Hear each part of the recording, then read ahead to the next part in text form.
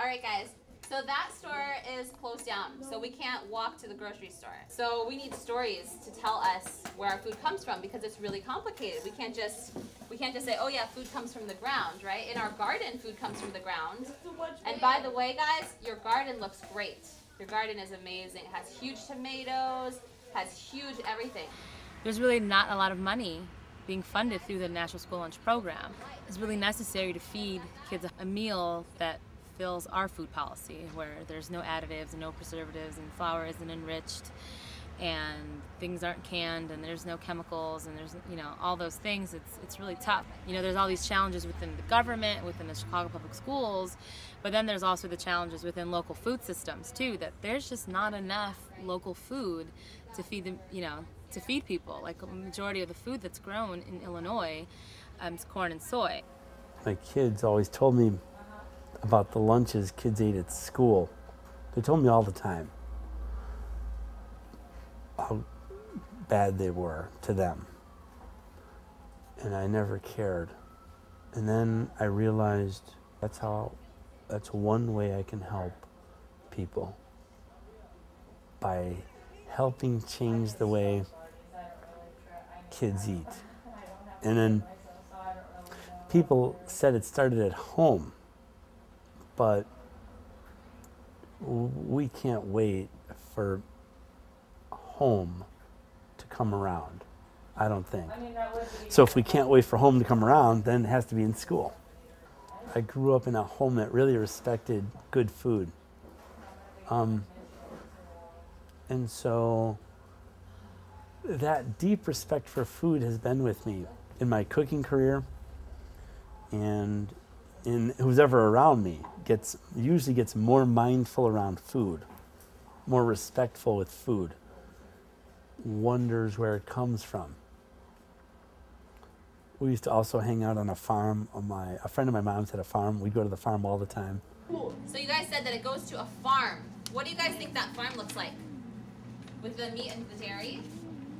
We're gonna follow that truck back to the farm. And what does that farm look like? Does anyone know? What do you think? Okay, guys, so what did they have on farms before? A lot of machines. Who had to do all that work? What do you think? People. People, that's right. People had to do all that work. And these are called factory farms, and this is where most of our eggs come from, okay? Yeah, they did, but they gave it to No, so Anton asked a good question. Are those chickens dead? Why does he want to know if those chickens are dead? Because they might be real. So guys, they're in such a small space that it looks like they might be dead, but they're actually alive. That's where they live, okay? So that's the same thing with the animals. When the animals live in that kind of space, they have to take drugs to keep them healthy, so they take antibiotics. That deep respect for food, I guess I kind of, like, it's not okay with me that, like, me and my family had that, but then a lot of America doesn't have that. They either don't have the money to be able to afford that, or they were brought up in this, like, fast food nation, where the respect for where the food comes from, or making it from scratch, or sitting as a family, is disappearing. Well, we planted the initial cold weather things with my 3rd and 4th grade group. So the peas, the carrots, everything at that end. And aside from the cilantro, all 6 things came up. And I did bring all my other classes out, so it's K through 8th grade. All right, well, we have some fun games, activities for you to do in the garden. There's a little bit. What does it smell like? Gum. It smells like gum. Like, what did you say? Gum. Peppermint? It smells like mint, right? The organic school project pieces all came to me quickly. The part where we have to teach kids how to grow food, to reconnect with the food source, the part where we have to teach them sustainability and nutrition in the classes, and the part where we have to make food from scratch every day, every meal, not just a salad bar once in a while. So those came quickly, the holistic approach to changing the way a kid eats. But the last piece, it took a while. I knew I was missing something, and that was respect the way we currently do it. Like really respect it. It's easy for us to live in the world of right and wrong. And mostly we do that, and mostly we're right and they're wrong. Everybody's like that, and I think it has to do with our ego. I know I can live like that, and I didn't want to bring that to this very sacred project. It was people from the mayor's office that actually made us all sit down with the Organic School Project and Chicago Public Schools and said, how do we make this work? We see the benefits. We know this can work. We know our kids are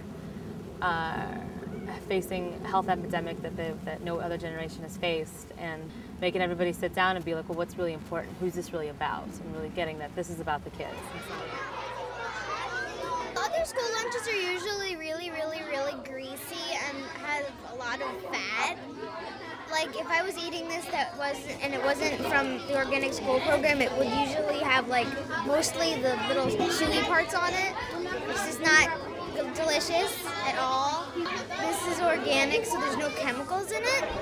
And when chemicals are in your body, it's not very good for you.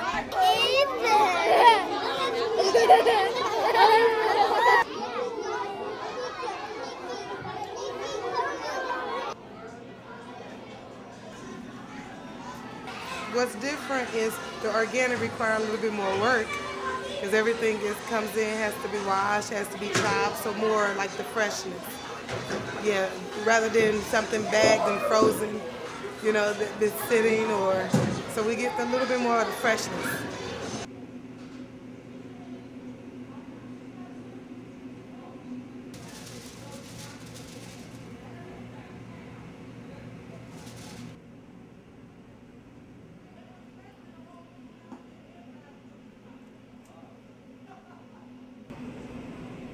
And the temperature different, we make sure. And organic food is we need to make more pans, so make that wash dishes more work. Sometimes I take my lunch. Very busy. Very busy. Wonderful. I took the more time. More clean, More yeah. beans. One day rice, one day couscous, one day beans, one day sweet potato. Good for healthy, for children. It's very nice. I love it. The pizza kind of tasted like plastic and the peas looked brown. I hate the peas. The old peas, but now these peas are green and I eat them instead. The old ones tasted like mush. They weren't really peas. Well, I think we're getting a chance to be healthy, and like all the schools are just getting fat and lazy. And if you have a healthy body for kids, adults, you have more energy in the morning, and like during schoolwork, you may feel a little smarter. OSP will be in a few more schools. They will be schools of color. And we'll evaluate those programs so we know what works in what culture school. And there's a plan for that, and it's a function of finding the schools and the money to do it. And if it happens, if those parents at home come around, great. And if they can afford local food and they buy it, great. Today, it's not even in their neighborhoods, half the neighborhoods in America. And if it was, they couldn't afford it. We can't wait for home. And the big corporations, they can't afford it either because they have to feed Wall Street their money. So we can't bet on them getting this sustainability thing like in a big way. They can't afford it either, you know, with their current thinking. So I'm going to put my shoulder into the kids. And people thank me, and people don't have to thank me for the Organic School Project. Chicago's consciousness has risen enough for this to come through me. I happen to live in Chicago. This is not me, my idea. Chicago's ready for the Organic School Project. That's why it's here.